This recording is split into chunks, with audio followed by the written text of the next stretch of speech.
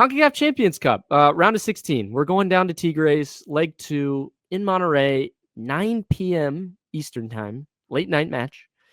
Can FC Cincinnati hold on? I didn't say are we going to win it. Can we hold on? Because Monterrey is going to be a hostile environment. Tigres is going to be gunning for us. Guzmán is going to be after Denkey the whole match. What do we see from this team, Sam? What's Pat Noonan going to roll out that's going to get this team through? Whatever he did in the first leg, right? I like it. Yeah, so that is honestly that's the biggest thing that you watch out for is what you had said. So we had alluded to it I think earlier, but given some more context. So Kévin Denkey had said after the Tigres match that the Tigres goalkeeper Guzmán had warned him at the end of the match, and so he had reported that to the staff so that way they can tell the refs to look for it in the second leg here. And he said that they got away with a lot of stuff at TQL, which is always evident, right? Like we see it. And he says that for this leg 2, that he will need more security and more eyes on him. So obviously Tigres is going to play more physical. It's going to be, they're going to feed off their fans.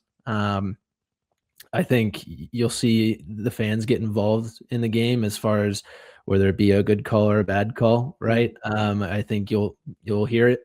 So yeah, is FC Cincinnati going to hold on? I would hope so. Last year we went down in Monterrey and we weren't able to hold on, right? I mean, we had a lead in Monterrey, right? We go up, we score the first goal, and once again, goal, by the way, yeah, and let up 3 goals after that. So can we hold on to a 3-goal lead in this one? I don't know, Ryan, as far as lineup wise, when I said more security and more eyes for Denkey, do you think Miazga gets a start? Do you think Jabari, 6'5", bigger bodies, we need some more security for Denkey?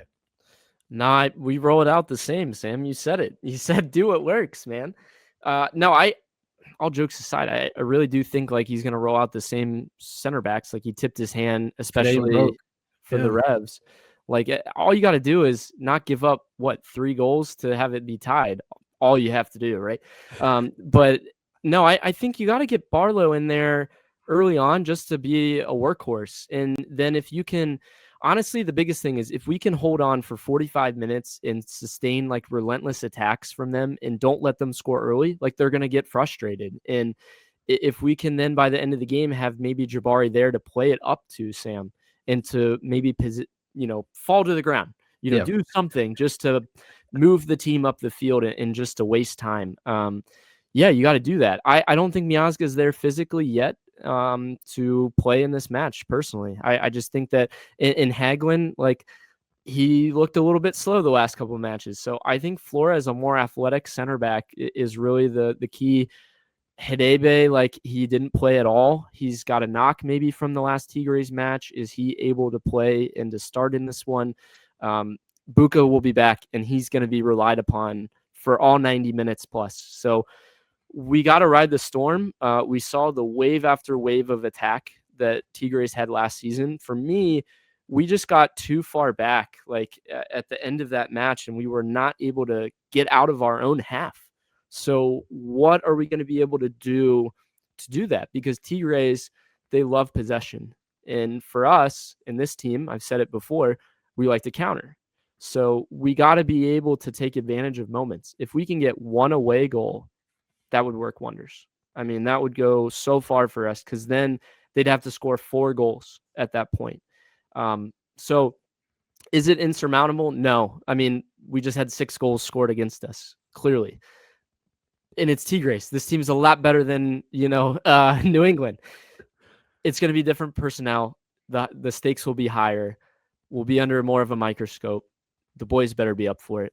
This fan base is getting their pitchforks ready to go. If not, there's going to be some questions at 1 a.m. if things aren't answered and we don't advance. For context, I don't want to get too far ahead. Seattle, Vancouver is the other match. Right now, Seattle's up 3-0 as well. Yeah. So outcome of that is important. But Sam, the goal differential is important. If we have a higher goal differential and we come out of this one in good shape, we could host the more important leg of the home away. So that's also something to look out for in these CONCACAF matchups. Is the seeding or the home away is determined by goal differential. So again, the team just wants to survive. We want to hold on. For me, we're gonna lose. Very similar score line to the last time, 3-1. But we're gonna move on by the chin on our or on the hair on our chin. That was awful. But yes, you get what I'm saying. Yeah. I've got 1-2. I think we lose as well. But we give up fewer goals than what you said. So hopefully, Ryan, this works like it did last time, and we had FC Cincinnati losing, and then they win by a lot. So maybe on aggregate, it's going to be 7-0, right, or 6-0, right? That would be amazing. Go down and just smack him in the mouth, like that would be the most insane, just back and forth of MLS CONCACAF Champions Cup you've ever seen. Would that? Do you think? So if they do that, right? Say FC Cincinnati goes down there and actually handles business. Do you think that's the most Cincinnati thing, or like not really Cincinnati at all? I say that because of the roller coaster that we've been on so far. It's such a roller coaster. It's very Cincinnati-esque. We got to find a way to win the aggregate. Yeah, we got to find a way to win the aggregate. But if you come in with the mentality that you're going to lose, you're going to get killed. Yeah, or you have to play in a positive way. You have to go out and press. Yeah, you have to do the things you did well in the first game. If you're the team, don't listen to us. As far as hold on. Don't hold on. No, go dictate. Go win. Yeah, go dictate play. It's so difficult. And again, for context, like Monterrey is like very high altitude as well. Like it's hard to play in that setting, and it's going to be very warm. And we're coming off of very cold matches. The training this week, leading up to it, will probably be pretty darn cold too. So if I'm FC Cincinnati, do you go down early? Do you get acclimated to some of the weather there and the altitude? Does that help us, or do we find our way in? I know where you're headed. 3 hours before the match, Sam.